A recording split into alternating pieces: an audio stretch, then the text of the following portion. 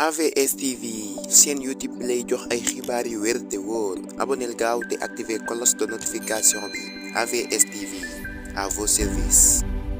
ñu bëri ci askan wi di samp ab laaj la moo waral kii di Cheikh Sarr daal di jugee ca foofee te groupe des médias moom mii di Cheikh Sarr nag bu ñu sukkandikoo ci suñu ay information ñu ngi xamal ne kii di Cheikh Sarr si ab émission bi nga xam ne doon na ko amal foofee ca groupe des médias da si doon yëkkati nag ay kàddu di wax si li nga xam ne moo di actualité politique bu Sénégal ci diggante ki nga xam ne moo di président Macky Sall ak kii di Ousmane Sonko ba daal di sax indi ak parparloo moom mii di Cheikh Sarr nag ginnaaw loolu ki nga xam ne moo di Bougane Gueye Dany njiital gëm sa bopp mi nga xam ne moo jiite li nga xam ne moo di groupe des médias nag daal di koy wolu daa koy tegaat place am ne ko nag ab simple animateur nga kon nag na nga yem dong si animateur te bañ a dugg si wàllum politique bi